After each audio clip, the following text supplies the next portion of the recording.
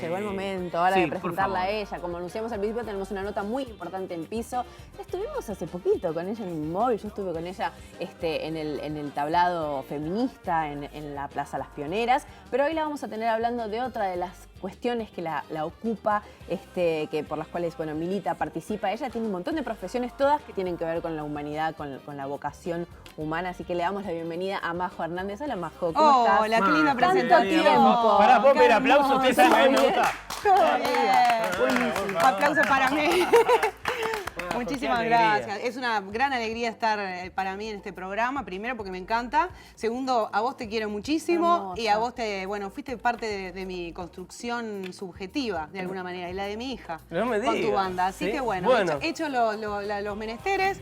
Estamos prontos Estamos para... todos nos tiramos flores, tiramos floripondios, flores, los floripondios. amamos, pero es posta, vos lo sabés, y ahora vos lo estás sabiendo, así que Bueno, arrancamos. gracias, que viste que- Arrancamos, ¿viste? El amor es así. No, y la energía que traes. Ah, Muchísimas muchas gracias, gracias. ¿verdad? Porque hubo como conexión. Vamos, algo así. eso, me Bueno, a Majo, lo que nos hoy convoca. nos convoca a hablar de este proyecto Malnacidas, que tiene que ver con una manera de tratar el tema del VIH-Sida, de abordarlo desde lo artístico, también desde la enseñanza, desde la formación sexual, educación sexual, que tú sos educadora sexual. Así que contame un poco de qué va el proyecto. Bueno, Malnacidas surge el año pasado, en realidad como efecto de un previo trabajo con jóvenes y adolescentes con diagnóstico positivo de VIH o afectados por la temática. Cuando digo afectados por la temática tiene que ver porque les afecta, porque en su vida les ha tocado, porque algún familiar tiene diagnóstico positivo o han tenido una pareja o en algún momento se han enfrentado con la posibilidad de que pudiesen tener un diagnóstico positivo, entonces de alguna manera les ha afectado como personas en tanto personas sexuadas, ¿no? Claro. Entonces, de este grupo de adolescentes y jóvenes surge la idea de hacer foco en las mujeres, en mujeres con diagnóstico positivo y mujeres verticales. Cuando hablamos de mujeres verticales, hablamos de aquellas mujeres, adolescentes, jóvenes que nacieron con el virus. Bien. Entonces, de ese grupo de adolescentes y jóvenes surge la idea de poner foco ahí, en las mujeres verticales que nacieron con un diagnóstico positivo y a su vez de vincularlo con una forma de hacer incidencia política o de poner en la agenda pública de una manera diferente la temática del VIH. Claro. Como que históricamente se ha presentado de una manera asociada al terror, asociada al miedo, asociado a todo lo que tiene que ver con los mitos, prejuicios y tabúes que trae de por sí la sexualidad, y la idea era, posicionarse políticamente en relación a lo que tiene que ser, lo que es ser mujer con VIH y tratar de acercar ese discurso a lo comunitario desde lo artístico. Claro. Ahí surge la idea de hacer el proyecto. Ya desde otro lugar, sí, vinculando lo artístico, también está lo educativo, ¿no? Claro. Son dos talleres que Sí. convivieron Sí. en el proyecto. El proyecto, y además es un proyecto que de alguna manera se instala en el paradigma de lo queer.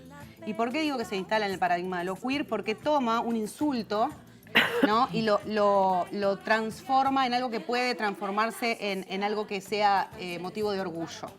¿No? Ok. Que eso es muy queer, ¿no? Entonces, el hecho de ser una malnacida, por el hecho de que tu madre tenga diagnóstico positivo, y el hecho de ser una malnacida también, o ser una mala mujer, ¿no? O todos aquellos, digamos, calificativos que puedan deteriorar tu imagen Claro. o tu subjetividad, yo lo tomo y me apropio de eso, lo valoro, le doy un valor y lo transformo. Eso es como Aikido. Entonces, es más o menos como Aikido. No sé mucho, pero el Pero lo chapa agarrás algo lo me ha negativo contado. y lo pones Por positivo. favor. Claro. Ahí va. Transformar Entonces, la palabra negativa en algo positivo y que transmita mucho más. claro, es como ir de alguna manera de la injuria al orgullo, ¿no? De lo despreciable, lo despreciado, a que eso tenga un valor Claro. de por sí. Entonces, por eso surge el nombre, ¿no? El proyecto Malnacidas. Claro. Que ese proyecto es un proyecto socioeducativo que tiene dos patas, muy bien, como vos decías, ¿no? Siempre está transversalizado por lo que es la educación sexual integral, que eso estuvo a cargo de Sabrina Martínez. La pueden encontrar en Instagram por Afidamento, capaz que la conocen más, que ella hace un trabajo de lo que tiene que ver con la revisión del erotismo desde una perspectiva feminista. Entonces nos parecía muy importante tomar el tema de la sexualidad y del erotismo, porque obviamente que ya ser mujer, sabemos que se nos ha puesto en algunas posiciones en relación a lo sexual, al placer, etcétera. El hecho de tener un diagnóstico de VIH viene como a traer una intersección que de alguna manera sobreestigmatiza, ¿no? Entonces, bueno, nos parecía muy importante poder rescatar cómo de alguna manera el diagnóstico del VIH, no por el virus, que es un virus con el convivimos con muchos virus, ¿no? En un absoluto equilibrio, un día se rompió, ¿no? Y de alguna manera adquirimos el virus. Pero bueno, de alguna manera que el hecho de tener un diagnóstico positivo no sea más un estigma, ¿no? Sino se transforme en una potencia. Entonces, ir ayudando como a ir sacando al VIH de ese lugar de donde nació, asociado a la peste rosa, asociado a un montón de cosas, como otras grandes mentiras que se han tinglado en relación a lo que tiene que ver al modelo de sexualidad que vivimos, ¿no? Hegemónico, ¿no? Claro. Como el género, ¿no? Que es una de las mentiras fundantes, ¿no? De lo que tiene que ver con la sexualidad. Yo pensaba, esto que decías de otros virus o otras afecciones, por no decir enfermedades, porque el VIH no necesariamente se tiene que convertir en enfermedad, pero no sé, o sea, tiene muchísimo que ver con la carga de lo sexual, del tabú, los prejuicios que se han puesto por encima de esta patología o este tema, ¿no? Porque, no sé, uno tiene diabetes o, no sé, cualquier otra cosa que también tiene que ver con no cuidarse, ¿no? Claro. Pero el hecho de que esté vinculado a lo sexual hace que tenga esta magnitud tan grande. Claro, y ahí podemos vincularlo también a lo histórico y a cómo hemos concebido las infecciones de transmisión sexual, ¿no? Que en un momento se llamaban enfermedades venéreas, ¿no? Que venía de Venus, ¿no? Otra vez es una mujer la que nos lleva a la perdición, ¿no? Casualmente, ¿no? Pero bueno, ir viendo cómo de alguna manera, primero también fue asociado a determinadas poblaciones, ¿no?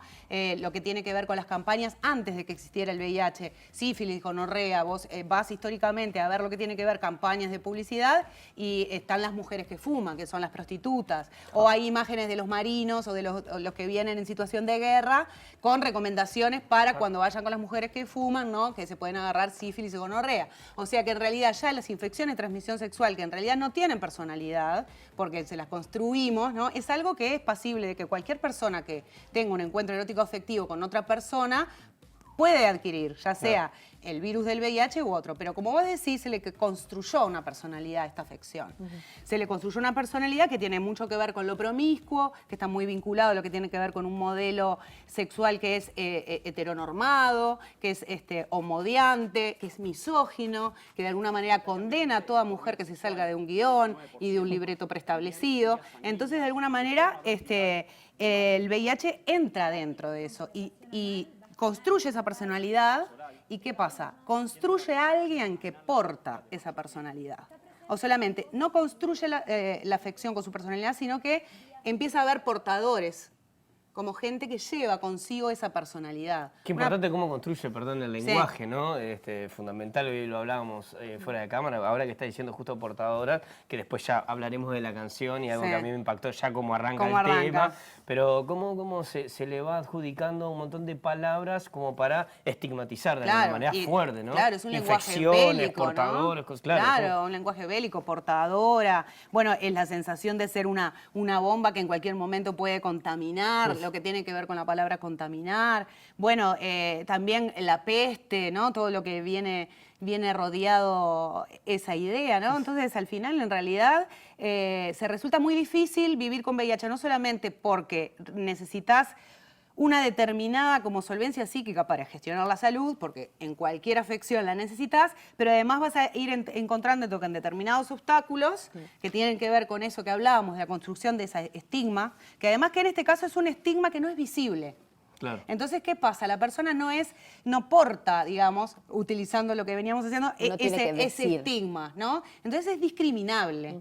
Que es un poquito más complicado, porque ¿qué pasa? Yo, por ejemplo, si vayamos a la raza, ¿no? Entonces, de repente yo no soy blanca, o sea, soy negra, y eso que puede ser pasible de ser un estigma, lo porto. Yo ya sé que me van a discriminar, yo ya sé con quién me tengo que aliar, yo ya sé cómo me tengo que mover, inclusive el resto de gente va a saber, o no, pero cómo moverse conmigo. Pero si yo esto es un secreto, soy discriminable. Entonces, soy factible de bancarme todas las discriminaciones en la cara sin nada, porque ¿qué pasa si lo digo? Paso a ser discriminable visible. Entonces, hay toda una cuestión con la visibilidad y la invisibilidad del activismo que no es el mismo que te puede proporcionar el hecho de decir, bueno, yo soy, de alguna manera, poseo una identidad subalternizada porque mi orientación erótico-afectiva es disidente con el modelo. Yo tengo un motivo de orgullo, porque decido, ¿no? Me encuentro con el otro, hago una lucha o visibilizo mi orientación erótico-afectiva o mi identidad se transforma en mi motivo de lucha. El tema del VIH es más difícil, de hecho, activistas visibles conocemos poco, porque es factible de que, primero, con quién vas a tener relaciones eróticas afectivas, quién se va a animar, lo que tiene que ver con en un estudio de investigación acá que se hizo de estigma y discriminación, una de las preguntas era, bueno, ¿usted discrimina personas, no? ¿Considera que discrimina personas con VIH? No, no, no. Y después venían las preguntas, ¿llevaría a su hijo a una doctora que tenga VIH? No. Si su maestra si la maestra de su hijo tuviera VIH, ¿haría algo? Sí. Debiese informar, no sé qué, ¿no? Entonces, bueno, de alguna manera todo eso lo que empieza... La contradicción en lo que es políticamente correcto decir para afuera, bueno, la tengo re clara, y lo que en verdad tenemos inculcado. Claro, o lo que realmente creo porque desconozco, porque también a nivel de Estado, lo que tiene que ver con las campañas públicas o con la información, también con lo que tiene que ver con la educación sexual integral dentro de la educación formal, que hay un agujero tremendo, eso también tiene que ver con lo que nos va pasando en la sexualidad. Entonces también hay una responsabilidad ahí, hay un Estado ausente y también nos pasa que ignoramos sobre esta temática porque se ha dejado de hablar. O sea, pasamos de los 89, 90 donde eran Calaveras, Morirás, Sarcoma de Kaposi, las películas, Oscar, muerte. Hay inclusive unas publicidades que son así, mujeres que están teniendo sexo, que es como un sexo tradicional, coito vaginal en la cama, y de repente al final se ve la cara de ¿quién? Y es Mussolini. Es Hitler, ¿no? Es Franco, ¿no? Uno se ríe, Cuídate del VIH. Claro, pero digo, así ha sido como, o sea, cuando se contó eso. Después viene el silencio, entonces, ¿qué pasa con la afección? ¿Y qué crees que pasó desde ese punto al punto que estamos acá en el medio? ¿Qué? Yo pienso que... poniendo foco, perdón, ya que crees que pasó, ¿qué pasó también y qué pasa en Uruguay con la profilaxis y con la medicación? Es sencillo, porque se dice que uno puede acceder a todo eso, pero ¿realmente es tan sencillo para las personas? Depende qué persona seas. Y esto es como medio, primero, si vivís en el interior, si vivís cerca del centro de salud, ¿no? Si tenés una red de contención, porque si bien es una afección que no es una enfermedad terminal, como se tenía esa idea en la cabeza, todavía seguimos teniendo la idea de que sí lo es. Entonces, ¿no? El hecho de recibir un diagnóstico según si estás cerca de salud. Después, si hay stock de medicación o no. Entonces es muy frustrante también ir, bueno, me animo, voy, no me ve nadie, sí, llegué, estoy acá a la farmacia, epa, no hay medicación, ¿no? Entonces, obviamente que por ley vos podés reclamar, pero muchas veces la persona no sabe cuáles son sus derechos como usuario de la salud o como usuaria de la salud y hasta dónde puede reclamar. Entonces, sí nos encontramos que el estigma y la discriminación, las distancias, la situación económica, la red de contención familiar y de amigos y de amigas, también la xerofobia o el xeroodio que vos tengas incorporado o incorporada, porque si vos en tu vida pensaste que el VIH es una enfermedad de personas promiscuas, o el VIH es una afección, o el SIDA es una cosa terminal, o es de puto si yo no quiero estar ahí porque yo soy normal, ¿no? Entonces ahí sí, obviamente te va a generar una tensión, ¿no? Y gestionar la salud no es una cosa fácil, por más que esté el sistema integrado de salud, gestionar la salud no es una cosa fácil. Tomar la medicación también tiene sus efectos secundarios, si bien tomando la medicación adecuadamente podemos llegar a un nivel de virus en sangre tan bajo, tan bajito, que no se detecta en un examen, entonces se le llama que la persona tiene carga viral indetectable. Hay una tendencia a decir otra vez a ponerle el nombre de indetectable a la persona. No, sos indetectable. No sos majo, sos indetectable. Sos indetectable. La persona puede llegar a un nivel de carga viral indetectable. Cuando la persona tiene una carga viral indetectable por un periodo sostenido de 6 meses, esa persona no transmite el virus. Y esta nueva, esta noticia o este nuevo paradigma, que no es tan nuevo, pero sí lo es para nuestro país, viene a alivianar un poco estos estigmas, ¿no? Porque de alguna manera, si yo sé que no transmito, ya no me siento capaz tan portadora, ¿no? Claro. Y si no pasé por un proceso educativo en el cual pude pensarme, decir, bueno, pará, esto que yo estoy pensando sobre mí no me corresponde. En realidad lo que yo estoy pensando sobre mí tiene más que ver con lo que ha producido. ¿Producido se dice? Sí. Sí, producido el sistema político, ¿no? El patriarcado, ¿no? Que funciona y que se sostiene y no tienen tanto que ver conmigo, ¿no? Y cuando digo el sistema patriarcal, lo digo porque me parece que tiene muchísimo que ver con esto de las concepciones que hemos tenido en la vida de las infecciones de transmisión sexual y también del VIH, porque el VIH es como una remandatación del orden sexual. O sea, cuando de alguna manera los movimientos feministas avanzaron, la píldora anticonceptiva ya estaba, los movimientos homosexuales ya de alguna manera habían demostrado que la homosexualidad no era una enfermedad ni un problema. ¿Qué pasa? Viene esto a decir, hey, vamos a recordar que ustedes sí eran el peligro. Entonces, ¿qué hago? Asocio este virus a estas conductas o a estas personas. Y ahí, de alguna manera, sí se vuelve al servicio del sistema patriarcal, ¿no? Que de alguna manera también coloca como pasibles de contraer el virus no solamente a las personas homosexuales varones, a los varones homosexuales, a las personas trans, y después, ¿qué hace? Incluye a las mujeres, a las prostitutas, ¿no? Entonces eso también tiene que ver con cómo se tingló el escenario para el VIH, que es mentira, porque es un virus que no tiene un cerebro que dice, a ver, tú quién eres, qué haces, ¿no? Pero, y sí lo que sabemos es que hay prácticas sexuales que no tienen orientación erótica afectiva, sino que hay prácticas sexuales donde la transmisión, si no hay cuidado, es más riesgosa, ¿no? Entonces, bueno, el coito anal, el coito vaginal, por ejemplo, son de las prácticas sexuales que tienen más riesgo, si no hay uso de preservativo. O sea que en realidad el uso del preservativo, también el incorporarlo a las relaciones eróticas afectivas, de alguna manera también nos ayuda a gozar, ¿no? Entonces, si nosotros podemos o nosotras podemos pensar a la salud sexual y reproductiva desde el goce, desde el placer, ya va a cambiar nuestra cabeza, porque ya no vamos a empezar a relacionar con las cosas, con los posibles virus o cuestiones que nos puedan pasar desde otro lugar, ¿no? Y no desde el lugar del terror, que al final nos termina alejando, porque como no queremos saber, como no somos parte de eso, como queremos ser normales, como no queremos ser promiscuos, porque parece que no estamos en esa población que le podría pasar, no nos cuidamos o no pensamos en estas cosas. Hay cosas insólitas. Yo recuerdo, obviamente no voy a nombrarla, pero una vez conversando con un amigo me comentaba que haciendo hipótesis locas de la vida, pero que si se enterara, lo que más le pesaría es saber el dinero que puede llegar a gastar el Estado en su medicación. Una cosa disparatada, tener culpa de lo que el Estado tiene que proporcionarte ante cualquier dificultad de salud, claro, ¿no?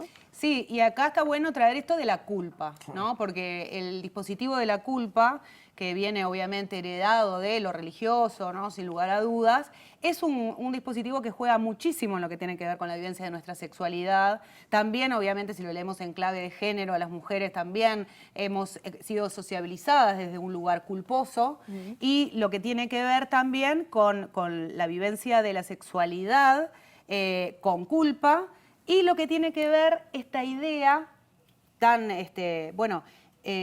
influenciada por lo religioso, por lo católico, que tiene que ver con el castigo, claro, ¿no? Entonces, con el pecado y el castigo. Claro. Y toda la asociación de la sexualidad como pecado, todo lo que tiene que ver con el castigo, ¿no? ¿Cuándo es que se castiga? Cuando se llega al conocimiento. El conocimiento, al árbol del conocimiento, la fruta, el conocimiento en el sentido bíblico, tiene que ver con lo sexual, sí, ¿no? Entonces, bueno, está como que por todos lados sabemos que según lo que hagamos nos va a venir el castigo o no. Entonces, el VIH, en realidad el SIDA, viene a ser un dispositivo que vuelve a montar el modelo hegemónico de sexualidad.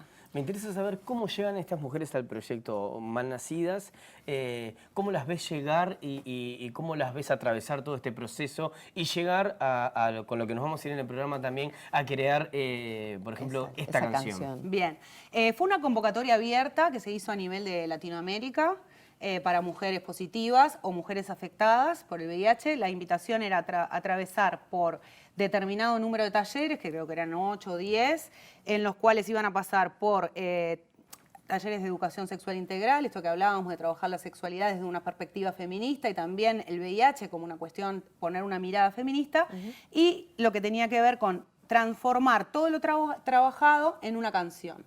Y esa parte la trabajaron con Papina de Palma. La letra fue creada absolutamente por las participantes. Y cada una aportaba sensaciones, emociones. Algunas fueron escritas ahí, otras, una estrofa entera la escribió una de las participantes en su casa. Algunas cosas surgieron de cartas que se escribieron a ellas mismas antes de adquirir el virus o cuando eran adolescentes. La música la hicimos entre Papina y yo, o sea, Papina hizo la primera versión, después yo trabajé sobre una segunda versión. Llegaron algunas con mucha soledad, algunas llegaron sin hablar con nadie de su diagnóstico, otras llegaron siendo activistas visibles y referentes en la temática. Y llegaron, bueno, algunas se conocían, otras no, y la verdad que fue un proceso súper rico. Encontrarse primero con pares siempre es aliviante. Claro, saber que no, ay, pero este infierno que yo estaba viviendo, pero vos lo viste, pero saliste, porque en realidad era una cuestión de eso, ¿no? Esa contención, esa red de... ¿no? Claro, esa red de contención, de aprendizaje, de repente de mujeres con 30 años de diagnóstico y otras con 2. Realmente fue muy enriquecedor poder hablar en primera persona. Bueno, fueron encuentros confidenciales, entonces había un encuadre de confianza que permitió llorar, reír, en fin. Y se armó esa grupalidad que este año vamos a seguir trabajando. Es muy importante decir que esto fue posible gracias al apoyo de UNFPA, quien nos viene apoyando en el trabajo con adolescentes, jóvenes y ahora a partir de lo que fue la experiencia del año pasado de Malnacidas con mujeres, que también invitamos a través de este programa a aquellas mujeres que se quieran acercar, lo pueden hacer contactándose con ACEPO, que lo pueden hacer a través de la página web, o las redes sociales. Y lo interesante a mí es, así como me parece, porque hay cara como de que tenemos que apurar. Pero sos tan grave, puede ser que tenés hasta... Yo tengo ese poder. Qué increíble. Que el arte es una herramienta política, que todas las personas tenemos derecho al arte y que de alguna manera hay que hablar del VIH, que es cosa de todes, que es una afección comunitaria y que de alguna manera si lo atendemos podemos llegar a darle una respuesta comunitaria. Porque yo creo que de eso se trata. Contaba hoy, no me acuerdo el nombre, pero Catherine, también eso es una cuestión de todos y de todas y de todos. O sea, dar respuesta a eso es una respuesta comunitaria, no es un problema de Catherine. Y creo que con el VIH pasa lo mismo. Excelente, Majo, muchísimas gracias. un placer. Clarísimo, nos dio una clase magistral. Majo, y todo el tiempo, bueno, ahí las vemos grabando. Durante la nota todo el tiempo estuvimos viendo imágenes. Y vamos a cerrar. ¡Ay, estoy con la misma remera! ¡Qué horrible! ¡Qué horrible! Porque te queda divina, es tu remera preferida. Es la continuidad, está muy bien. Me encanta porque trae toda la energía de ese momento. Muy televisiva, muy es continuidad. Sí, para que no haya errores. Bueno, eso, veíamos las imágenes, pero tenemos que escuchar la letra de esa canción, escuchar la música. Muchísimas gracias a vos, a Papina y a todas las artistas y artistas, que ahí está Laura Falero, divina, que participaron. Sí.